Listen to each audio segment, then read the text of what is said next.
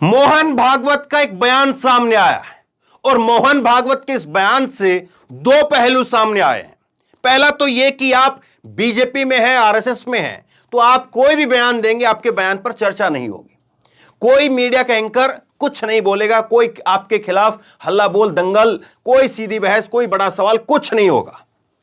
लेकिन अगर आप विपक्ष के नेता हैं, अगर आप स्वामी प्रसाद मौर्य हैं, अगर आप बिहार के शिक्षा मंत्री हैं, तो कैसे हल्ला बोला जाता है। दूसरा पहलू यह है मोहन भागवत के बयान का कि क्यों मोहन भागवत बार बार ऐसा बयान दे रहे हैं जिससे मोदी सरकार, जिससे मोदी सरकार के मंत्री, जिससे मोदी सरकार के नेताओं, जिससे मोदी जी के सांसदों, विधायकों जो बात वो कह रहे हैं वो लगातार उसकी उलट पड़ जाती है। ये दो बड़ी चीजें, इस पर बात करेंगे। सबसे पहले मोहन भागवत के बयान पर बात करते हैं। मोहन भागवत ने क्या कहा, जरा सुनिए।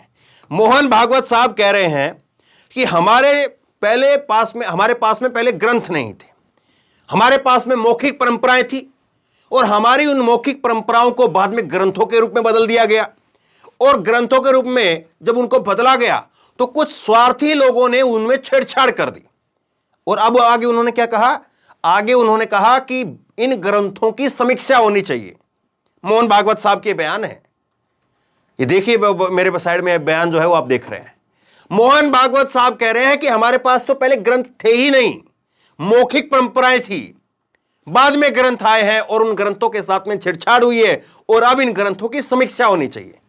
और यही बात जब स्वामी प्रसाद मौर्य ने कही, यही बात जब बिहार के शिक्षा मंत्री ने कही, तो कैसे हंगामा हुआ।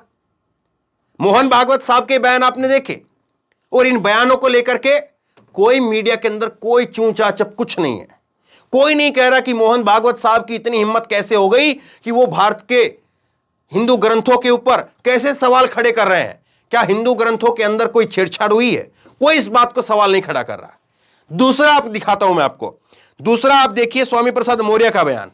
ना राम का अपमान किया, ना रामायण का अपमान किया, कुछ चौपैया हैं उस पर आपत्ति है, बोले स्वामी प्रसाद मौर्य। स्वामी प्रसाद मौर्य ने रामचरितमानस की कुछ चौपाइयों को लेकर के आपत्ति दर्ज करी और उसको लेकर के कैसा हंगामा हुआ, किस तरह से जो है वो जोर शोर से इस मुद्दे को उठाया गया कि देखिए स्वामी प्रसाद मौर्य ने ये कह दिया, वो कह दिया। बयान पे बयान आते रहे, उनके सफाई पे सफाई देते रहे। दूसरा आप देखिए हिंदुस्तान की खबर, रामचरितमानस नहीं, उनकी एक चौपाई पर टिप्पणी की है, चौतरफा घिरे, स्वामी प्रसाद मौर्य ने दी सफाई। तो बार बार सफाई पे सफाई देनी पड़ रही थी। क्यों?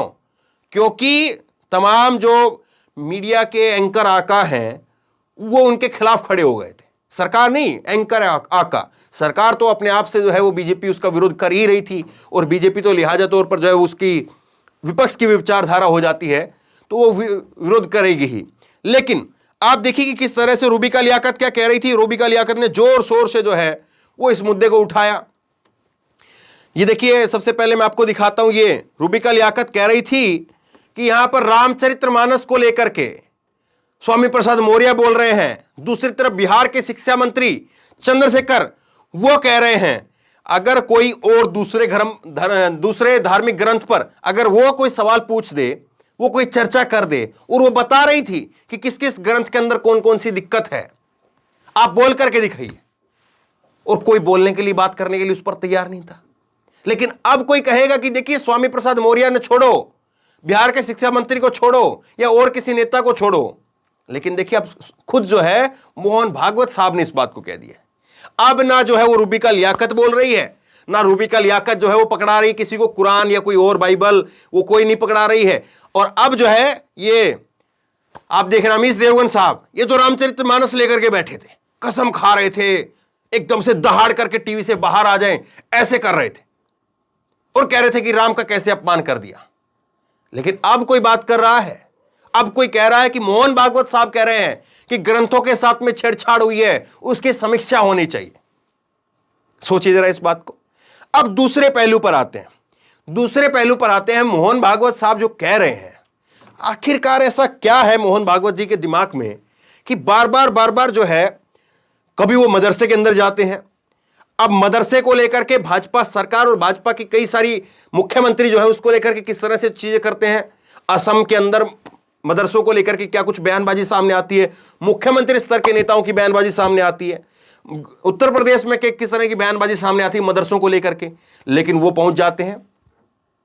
दूसरी बात जो है, मोहन भागवत साहब जो है फिर वो कहते हैं कि मुसलमानों को लेकर के बयान देते हैं, और मुसलमानों को लेकर के फिर किस तरह से बीजेपी के नेताओं के बयान हैं, किस तरह से प्रज्ञा ठाकुर और कई सारे नेता, और अगर प्रज्ञा ठाकुर जैसे नेताओं को अगर छोड़ भी दिया जाए तो बीजेपी के जो मेन स्ट्रीम के नेता हैं उनके बयान आप देख लीजिए। तो आखिरकार ये क्या हो रहा है कि मोहन भागवत साहब उस लाइन पर नहीं चल रहे हैं जिस लाइन पर मोदी के तमाम नेता, मंत्री, सांसद, विधायक वो चल रहे हैं। उस लाइन से अलग लाइन पर क्यों मोहन भागवत चल रहे हैं? क्या कुछ ऐसा है जो हवा, गुब्बारे की हवा है, उसको निकालने का प्रयास है, या कुछ ऐसा है जो मोहन भागवत साहब ये संदेश देना चाह रहे हैं कि मोदी सरकार, जिस पर कई बार आरोप लगते हैं कि वो संघ से ऊपर हो गई है, आरएसएस से ऊपर हो गई है। कहा तो यह जाता है कि आरएसएस जो है वो बीजेपी की जननी है, और आरएसएस जो चाहती है वही बीजेपी करती है। ये जो है विपक्ष के नेता और कई सारे पत्रकार और इस पर इतिहासकार जो है खूब लिखते पढ़ते रहे हैं। अब जो है सवाल ये उठ रहा है कि क्या वाकई मोहन भागवत जो कह रहे हैं, तो क्या उनको इस बात का कुछ खतरा है, इस बात को कुछ वो महसूस कर रहे हैं कि मोदी जी, उनकी सरकार वो इतनी ऊपर हो गई है कि वो संघ की नहीं सुन रही है, और इसीलिए संघ की तरफ से और खुद मोहन भागवत की तरफ से जो बयान दिए जा रहे हैं वो अपनी मौजूदगी दर्ज करवाने के लिए बयान दिए जा रहे हैं? सवाल ये भी है। और जिस तरह से लगातार मोदी सरकार और मोदी जी के मंत्री अब आरएसएस को लेकर के और मोहन भागवत को लेकर के जो चीजें सामने आती हैं, अभी हाल फिलहाल में कोई इस तरह से बड़ा कार्यक्रम नहीं देखा गया है कि जो मोहन भागवत के साथ में बीजेपी सरकार के मंत्रियों की कोई बड़ी मौजूदगी रही हो, कोई बड़ा नेता जो है वो मोहन भागवत के साथ मिलने के लिए वहां पर पहुंचा हो। कोई ऐसी तस्वीर हाल फिलहाल में अब बहुत कम हो गई है। तो क्या वाकई संघ जो है वो मोदी सरकार को अंदर ही अंदर कुछ नुकसान पहुंचाना चाहता है, या खुद मोहन भागवत साहब वो इन सब चीजों से ऊपर उठ गए हैं और वो उस बात को स्वीकार कर रहे हैं जो सच है, और इसीलिए जो है वो कह रहे हैं कि सब एक है, चाहे वो हिंदू है या मुसलमान है, सबको जीने का हक है। और इस तरह की जो बातें लगातार, जो नफरत वाली जो बातें कही जाती हैं, उसके उलट उनका बयान सामने आता है मोहन भागवत जी का। और दूसरा, अब जो है वो ग्रंथों को लेकर के जो बात कह रहे हैं कि ग्रंथों में जो बात कही गई, जिस तरह से जो है अभी ग्रंथों को लेकर के जिस एक बहस छिड़ी, उस बहस के उलट जो है मोहन भागवत साहब कह रहे हैं कि नहीं, इस पर समीक्षा होनी चाहिए। तो मोहन भागवत साहब के जो सुर हैं, कम से कम जो है वो उन्हीं तरफ स्वामी प्रसाद मौर्य जो बात कह रहे थे, या बिहार के अंदर शिक्षा मंत्री चंद्रशेखर जो बात कह रहे थे, उन्हीं तरफ जो है वो इशारा करते हुए दिखाई देते हैं। तो ये चल क्या रहा है? मोहन भागवत साहब जो बात कह रहे हैं उसके पीछे संदेश क्या है? आप क्या समझते हैं? अपनी मौजूदगी दर्ज करवाने वाली बात है, सरकार से ऊपर अपने आप को दिखाने वाली बात है, या आपको लग रहा है कि नहीं, वास्तविकता जो है उसको वो स्वीकार कर रहे हैं? क्या है आखिरकार पूरा माजरा?